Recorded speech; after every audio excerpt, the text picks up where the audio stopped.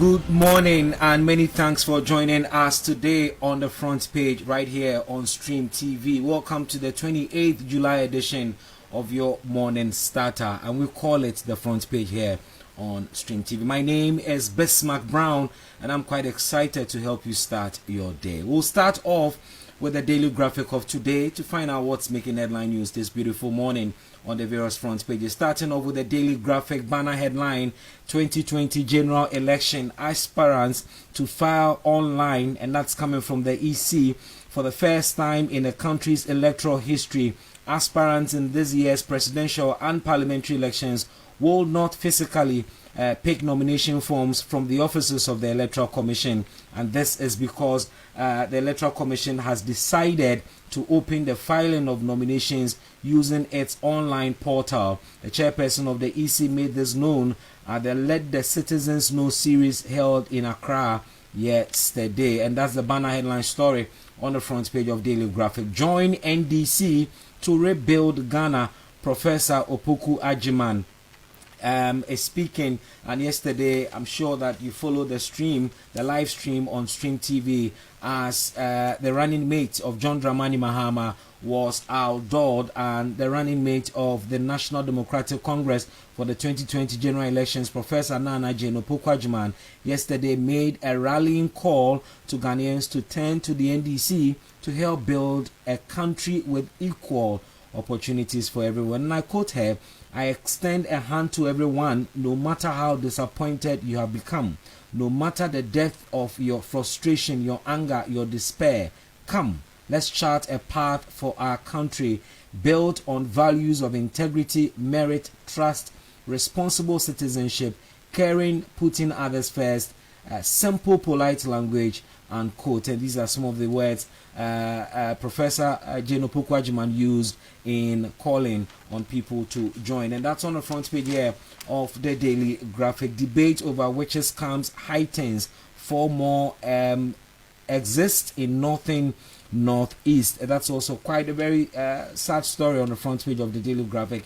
We still have witch camps in Ghana, and it is quite disturbing. Book of condolence open for Dr. Doris Date, and it's on the front page here of the Daily Graphic. President inaugurates water project for Yape is also a caption on the front page of Daily Graphic of today. We move on to the Ghanaian Times of Tuesday, and the Ghanaian Times comes with a photograph of His Excellency President Akufo-Addo. President begins 3-day working visit to 3 northern regions, and President Nana Addo Dankwa Akufo-Addo yesterday commenced a 3-day working visit of the northern, northeast and savannah regions of the country.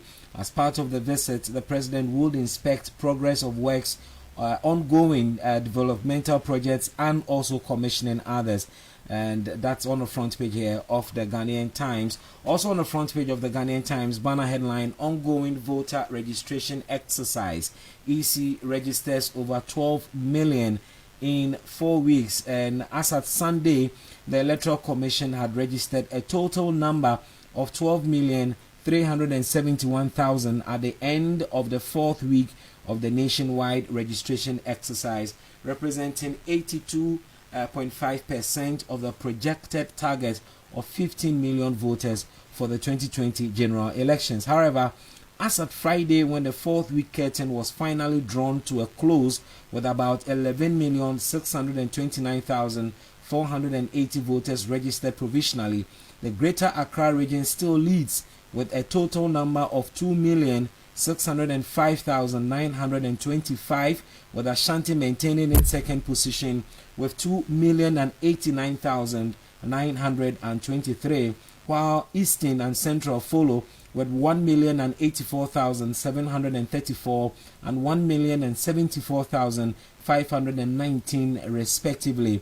In the other regions, Western registered 734,545.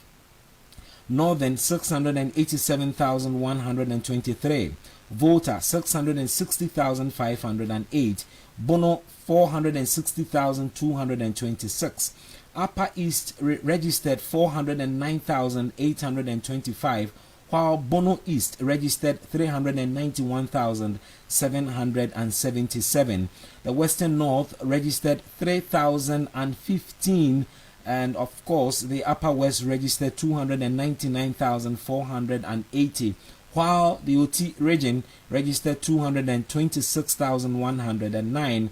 Ahafo registered 212,670, with Savannah region registering 195,126, while Northeast registered 186,975, and this is as at Friday, when the fourth week curtain for the registration exercise was drawn to a close. So if the EC is yet to hit your constituency, you want to take advantage and also register. The Ghanaian Times also says COVID-19, Ghana's active case count drops from 3,349 to 3,307.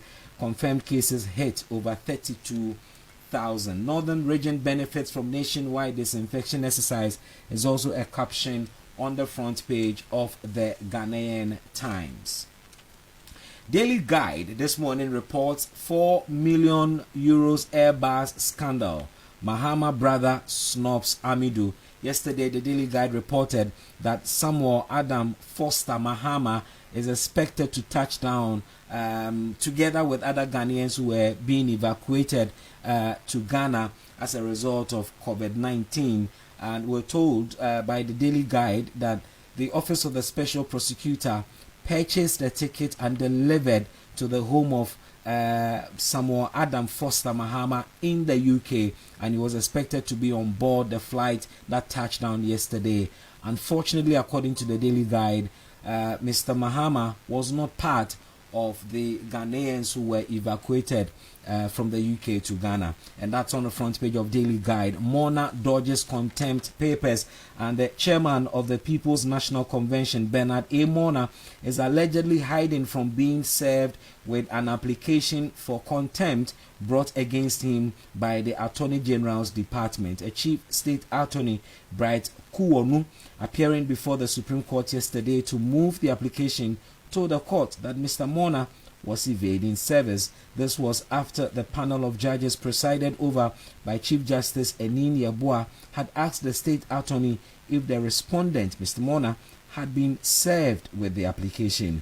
Justice Sule Badegbe queried the state attorney why he would attempt to move an application of that nature without ensuring that the respondent had been served. Mr. Kuonu then told the court that the respondent was evading service, which is why they had not been able to serve him with the application. Daily Guide also reports AG opposes Domelevo leave injunction, and that's a caption on the front page of Daily Guide. And the Attorney General's Department has opposed an application by Professor Kwekuasari seeking to put injunction on President Akufo-Addo's directive on Auditor General Daniel Domelevo to proceed on his 167 days accumulated leave. In its affidavit in opposition, the AG's department contended that the application for interlocutory injunction filed by Professor Sare did not demonstrate how the reliefs sought by him in the substantive suit against the order for Mr. Domelevo to proceed on leave would be defeated or rendered nugatory if the injunction was not granted. And these are all stories on the front page of Daily Guide today. The Chronicle is our next paper, and banner headline quite disturbing: Operation Vanguard flees from marauding Galamseyers. And it's also an interesting story. And what was supposed to be a dawn swoop by members of Operation Vanguard to flush out illegal members from the concession of Ghana Real Rubber Estate at Adaiwoso in the Ahanta West municipality in the Western region turned out to be a minefield for the military police contingent. The military personnel have been withdrawn from Operation Vanguard, but a small number of them are currently protecting Grell.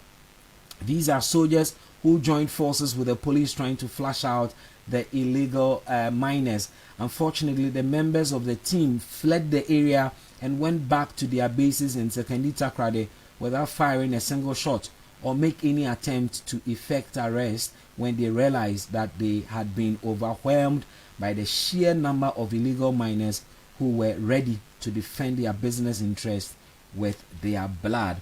And they are still going ahead to destroy the plantation, but the security forces had to flee.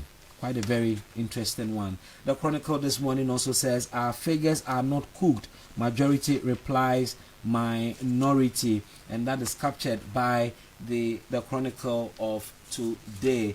And the minority have been insisting that they cannot agree with the majority, especially the finance minister, as far as some of his figures are concerned. But the position of the majority is that these figures are genuine and are not cooked, captured by the Chronicle of today. Also on the front page of the Chronicle, with money you can buy through every court case. Obribwahim petitions Chief Justice. That's also on the front page here of the Chronicle.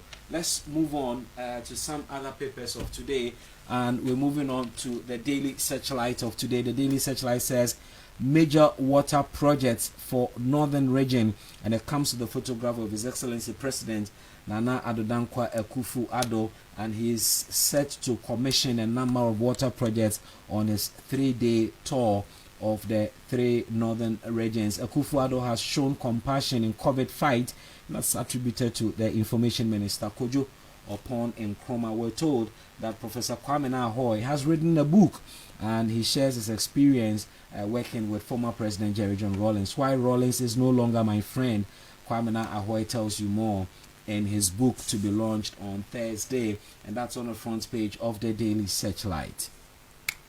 We move on to some other papers this morning, and the Daily Dispatch. The Daily Dispatch is our next paper, and the Daily Dispatch this morning comes with the same story of Professor Kwame Nkrumah's book launch, working with Rawlings for 19 years.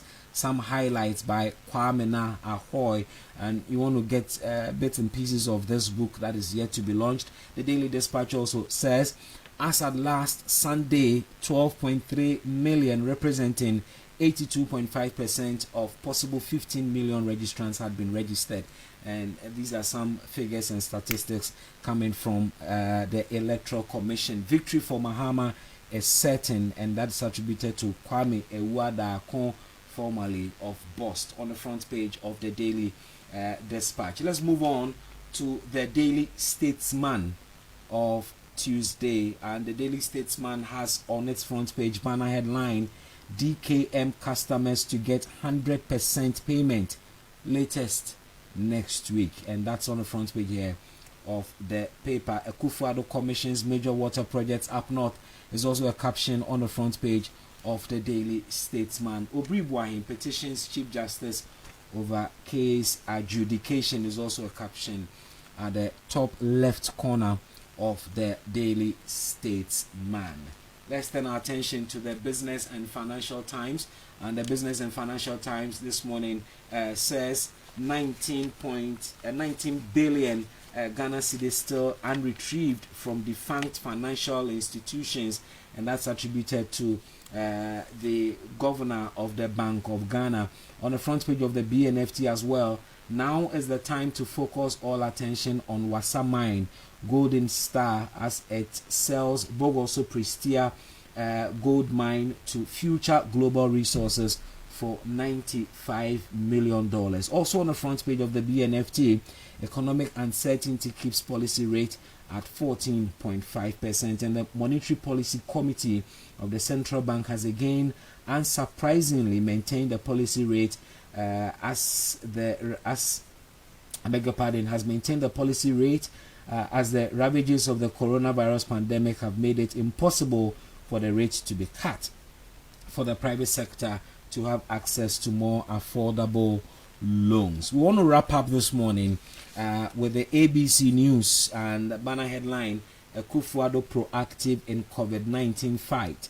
And Opon Nkrumah, the Information Minister, made this point on the floor of Parliament yesterday. Also on the front page of the ABC News, lynching of 90-year-old woman. Why free SHS ID imperative? Voter register alleged Atoforsen's tyrants arrested is also a caption on the front page of ABC News. Well, the National Chief Imam is also on the front page of the ABC News. National Chief Imam to address public on lynching of 90-year-old woman in Savannah region.